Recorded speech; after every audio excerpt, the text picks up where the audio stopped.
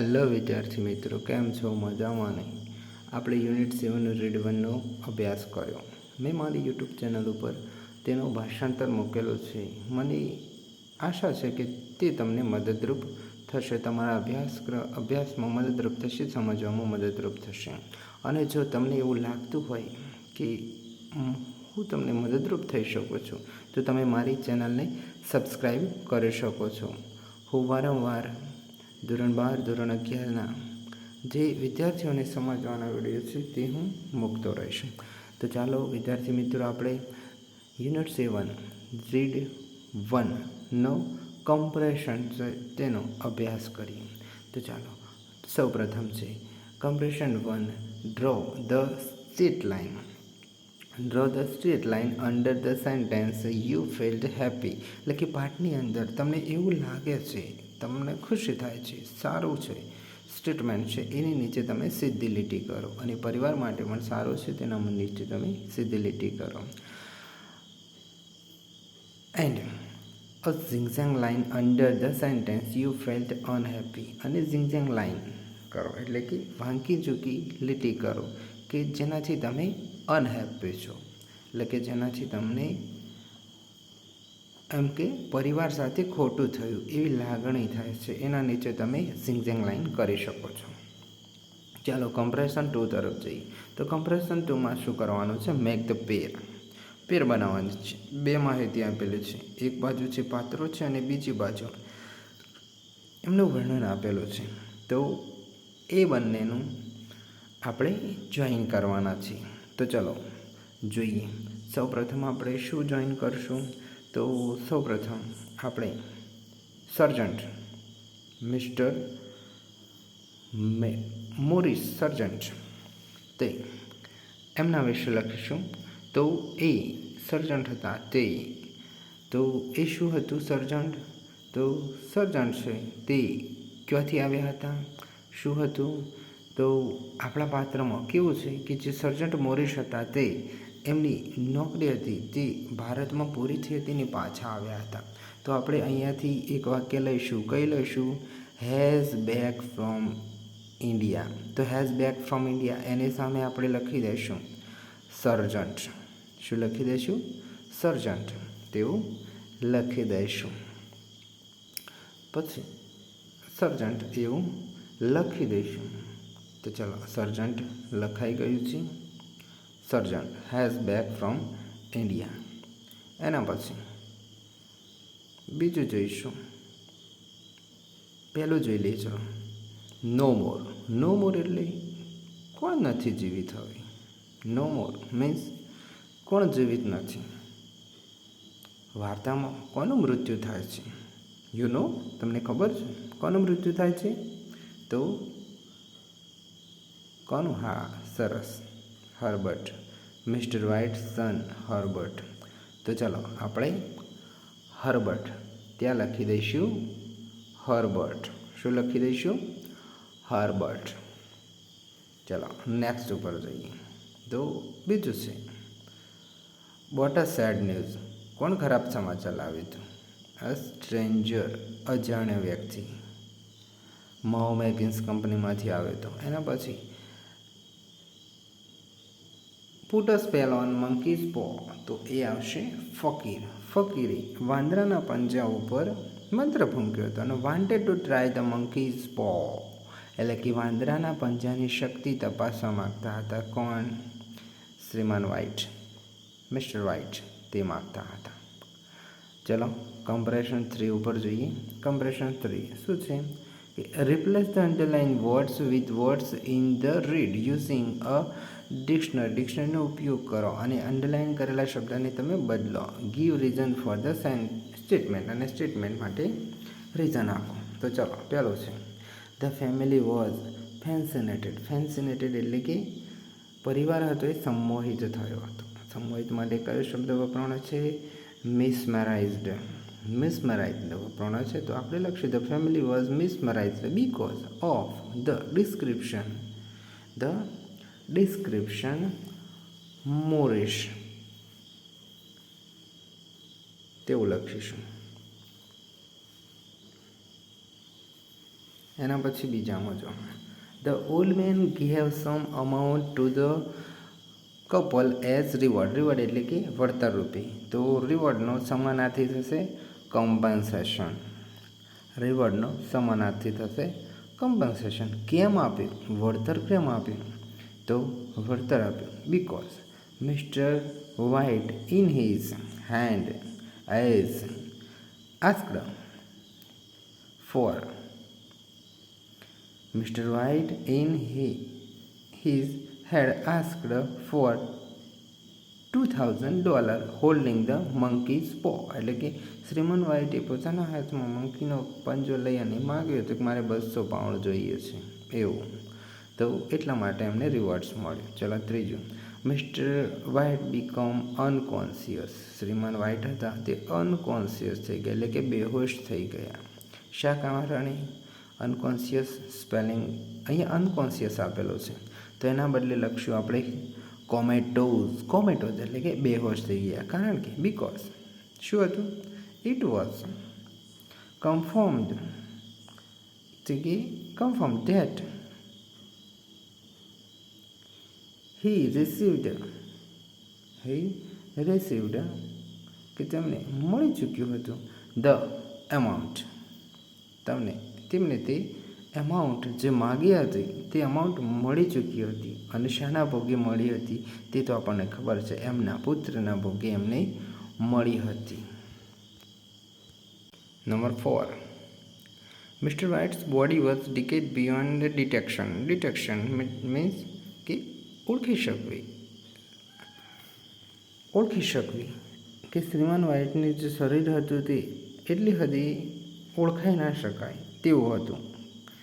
તો ડિટેક્શનની જગ્યાએ આપણે લખ્યું રિકોગ્નાઇઝેશન, ઓળખવું. Because he had did 10 days કે તેનો મૃત્યુ પામ્યું હતું 10 દિવસ પહેલાં. પછી 5 નંબર જુઓ. 5 number, mister White was shaking in fear after demanding the second wish. એટલે કે શ્રીમાન વ્હાઇટ ધ્રુજી રહ્યા હતા તેમની બીજી ઈચ્છા પછી. તો વિશની જગ્યાએ આપણે લખશું shivering in fear after demanding his કે તેમની ઈચ્છા પછી. એના પછી 6 નંબરનું છે તે જુઓ. તો 6 નંબરમાં એવું આવશે કે 6 નંબર એમાં આવશે mister White fell on the ground and sighed in ડિસ્પેરની જગ્યાએ લખશું આપણે ડિસઅપોઇન્ટમેન્ટ. બીકોઝ ઉપરની લીટીમાં લખેલું છે, જુઓ ઉપરની લીટી રહી એના નીચે લખેલું છે તે જવાબ આવશે because disappointment because the house head started collapsing. કારણ કે ઘર હતું તે તૂટવાનું શરૂ થઈ ગયું હતું. એના પછી કન્વર્ઝન ફોર્મ આવશે.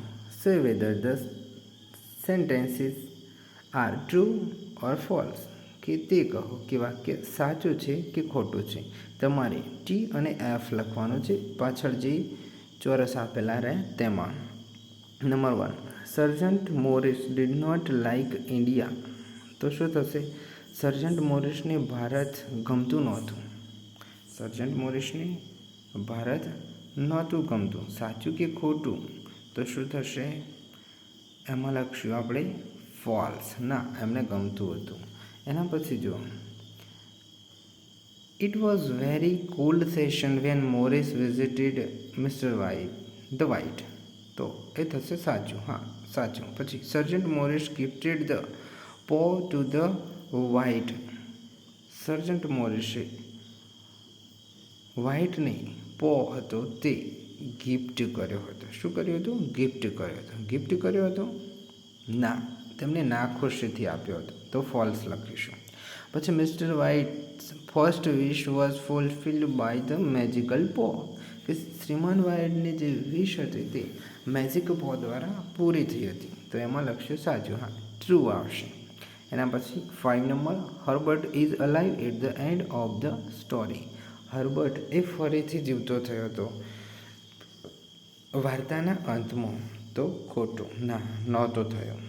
એના પછી mister White shivered further loss by his third wish. અને શ્રીમાન વ્હાઇટે તેમની ત્રીજી વિશથી બીજું ઘણું બધું નુકસાન અટકાવી દીધું હતું. તો એમાં આવશે સાચું. એના પછી આવશે 7 નંબર. તો 7 number interfere with fate only cause deep sadness of the life of the Whites. તો એમાં આવશે ટ્રુ. એના પછી ટ્રુ આવશે. 8 number sergeant Morris put a spell on the paw. Sergeant મોરિસે પો ઉપર મંત્ર ફૂંક્યો હતો. તેમાં આવશે ખોટું. ના, સર્જન્ટ મોરિસે મંત્ર નહોતો ફૂંક્યો. ચલો આગળ જઈએ. Compression 5. C15 fill in the blank to show the ugly shade effect of the action wish. એટલે કે ખાલી જગ્યામાં તમે પૂરો શું છે અગલી શેડ ઇફેક્ટ તમે પૂરો, એટલે કે જે ખરાબ અસર પડી છે તે પૂરું. એક્શન વિશ અથવા તો ઈચ્છાથી અથવા તો કાર્યથી તે. તો ચલો first wish the action. Mister White wished for 200. શ્રીમાન વ્હાઇટે 200 પાઉન્ડની ઈચ્છા રાખી. કોન્સિક્વન્સ પરિણામ શું આવે? Herbert dead, mister White's son. શ્રીમાન વ્હાઇટનો પુત્ર હર્બર્ટ એ મૃત્યુ પામ્યો. બીજી ઈચ્છા શું છે? Mister White wished that his son was alive again. તેમની પત્નીએ તેમને કહ્યું કે ના, મારે જોઈએ છે મારો પુત્ર. તો એટલા માટે તેમણે વિશ માગી કે મારો પુત્ર ફરી જીવિત થઈ જાય. બીજી વિશમાં એવું માગ્યું. તો શું થયું? સન ગોટ બેક હિઝ વાઇફ. તેમની પત્નીને તેમનો પુત્ર મળ્યો. એવું લાગ્યું કે ના, એમનો પુત્ર આવી રહ્યો છે. But the house was starting collapsing. પરંતુ ઘર હતું તે પડવાનું શરૂ થઈ ચૂક્યું હતું.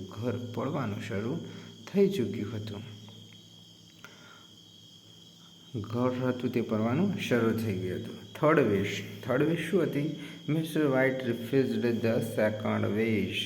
શ્રીમાન વ્હાઇટે બીજી વિશ હતી તે રિફ્યુઝ કરી કે ના, મારે મારો પુત્ર ફરી જીવિત જોઈતો નથી. અને એનું પરિણામ શું આવ્યું? તો ધ વિશ વોઝ ફુલફિલ્ડ. તેમની જે ઈચ્છા હતી તે પૂરી કરવામાં આવી હતી. ધ વિશ વોઝ ફુલફિલ્ડ, કે તેમની ઈચ્છા પૂરી કરવામાં આવી હતી, પૂરી થઈ ગઈ હતી. એટલે કે તેમનો પુત્ર એમને નહોતો જોઈતો, તો તે પાછો જતો રહ્યો હતો. એના પછી C16 આન્સર ધ ક્વેશ્ચન. નીચેના પ્રશ્નના જવાબ આપો. તો ચલો એનો ગુજરાતી સમજી લઈશું, જાતે લખવાની કોશિશ કરશું. બને તો આપણો વિડીયો આવી જશે તેના ઉપર પણ. Number 1, why did sergeant major threw the monkey's paw in the fire. કે શ્રીમાન સર્જન્ટ મેજરે શા માટે વાંદરાનો પંજો હતો તે એમને ફાયરમાં ફેંકી દીધો હતો, આગમાં ફેંકી દીધો હતો? શા માટે ફેંકી દીધો હતો? તો એનું એ કારણ હતું કે ઇટ વુડ બ્રિંગ ડિઝાસ્ટર. કે તે ડિઝાસ્ટર એટલે કે પ્રલય લાવી શકે છે. અને તેના કારણે પહેલાં પણ ટ્રબલો ઊભી થઈ ચૂકી હતી એટલા માટે. પછી how did mister White test the powers of the magical paw. શ્રીમાન વ્હાઇટે કેવી રીતે તે જાદુઈ પંજાની શક્તિ તપાસી? 3 number what happened to Herbert સાથે શું થયું હતું? How did the couple come to know that. અને તે જોડાને કઈ રીતે ખબર પડી? કપલ એટલે કે જોડું, તે પતિ પત્નીને કઈ રીતે ખબર પડી? કોને કહ્યું એમને? Sergeant major Morris told mister White to make wish sensibly. Why? કે sergeant major Morris told mister White make wishes sensibly. Why? એટલે કે શ્રીમાન મેજર મોરિસે શ્રીમાન વ્હાઇટને કહ્યું હતું કે તમારે સેન્સિબલી એટલે કે તમારી જે જવાબદારીઓ છે એ રીતે તમે વિશ માગજો. શા માટે? અને કહ્યું હતું ને કે તમારી જવાબદારી ઉપર તમે પંજો તમારી જોડે રાખી શકો છો. Do you think the second wish made by the Whites came true? કે શું તમે એવું વિચારો છો કે બીજી વિશ હતી તે વ્હાઇટ દંપતીની તે પૂરી થઈ હતી? શું તમે વિચારો છો બીજી વિશ કઈ હતી કે એમનો પુત્ર જીવિત થાય તે થઈ હતી? શું તમે વિચારો છો? તો ચાલો 6 number. What did mister White wish for in the end? શ્રીમાન વ્હાઇટે અંતમાં શું વિશ માગી હતી? કઈ ઈચ્છા માગી હતી? શ્રીમાન વ્હાઇટે અંતમાં કઈ ઈચ્છા માગી હતી? છેલ્લી ઈચ્છા કઈ હતી? કઈ હતી?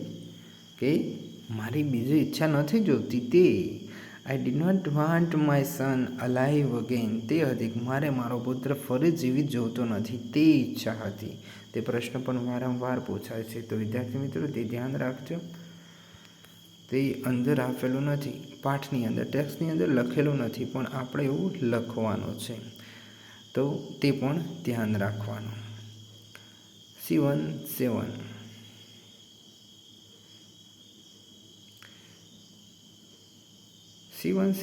એમાં શું છે? તો એમાં છે કે ask your friends views and share yours. તમે તમારા મિત્રનો વ્યૂઝ પૂછો કે એનું મંતવ્ય પૂછો અને તમારું મંતવ્ય પૂછો. જે આપેલે છે, જે પ્રશ્નો આપેલા છે તેના ઉપર, તો તેના ઉપર તમારે તમારા મિત્રના વ્યૂઝ પૂછવાના છે અને મંતવ્ય લેવાના છે. એટલે કે અહીંયા જે મુદ્દા આપ્યા છે તેના ઉપર તમે તમારા મિત્રોના વ્યૂઝ મત પૂછો અને તમારા મત પણ રજૂ કરો. તો ચાલો જોઈએ ફટાફટ. Number 1, do you sympathise with the Whites? Why? એટલે કે તે વ્હાઇટ્સ એટલે કે White couple mister and missus White ઉપર તમને દયા આવે છે, કરુણા આવે છે? વાય? શા માટે આવે છે? Number 2, what advice would you have given to the whites after the first wish was fulfilled? એટલે કે તમે તે વ્હાઇટ્સ ફેમિલીને કઈ સલાહ આપી શકશો પહેલી ઈચ્છા તેમની પૂરી થઈ તે પછી? Number 3, would you try to fulfill your wish with this paw? why? શું તમે તમારી ઈચ્છા આ પંજા જોડેથી પૂરી કરવા માગશો? શા માટે માગો છો? તો શા માટે? નથી માગતા તો પણ શા માટે? એના પછી 4 નંબર જુઓ. 4 number, there is no shortcut to success. એટલે કે સફળતાનો કોઈ જ શોર્ટકટ નથી હોતો, ટૂંકો રસ્તો વાંધો નથી. Do you agree? શું તમે સંમત છો કે ટૂંકા રસ્તે ક્યારેય સફળતા મળતી નથી? તેના માટે આપણે ખૂબ મહેનત કરવી પડે છે. શું તમે તેના માટે એગ્રી છો? Give your argument on the basis of this read. અને આ પાઠ ઉપરથી તમે તમારા દલીલો આપો. 5 number, if you try to benefits without putting effort, we have to face a loss which is greater than the benefits. When will you remember this in your life situation? એટલે કે જો આપણે કોઈ પણ પરિશ્રમ કર્યા વગર લાભ મેળવવા માગશું તો આપણે we have to face loss એટલે કે આપણે નુકસાનનો સામનો કરવો પડશે. Which is greater than benefits, અને તે લાભો કરતાં છે ને વધારે હશે. When will you remember this in your life situation? અને તમને તમારા જીવનમાં આવું ક્યારેય બન્યું છે? યાદ છે એવું કે આવું બન્યું હોય તેવું? તો તે પણ તમે મેન્શન કરો. વિડીયો જોવા માટે ખૂબ ખૂબ આભાર વિદ્યાર્થી મિત્રો. તમે વિડીયો જોયો, તમને મદદરૂપ થઈ શક્યો હું તે બદલ હું પણ મારી જાતને ખૂબ જ ગૌરવાન્વિત માનું છું. તમે વિડીયો જોયો જ છે તો હવે મારી ચેનલને પણ સબસ્ક્રાઈબ કરી નાખજો. Thank you.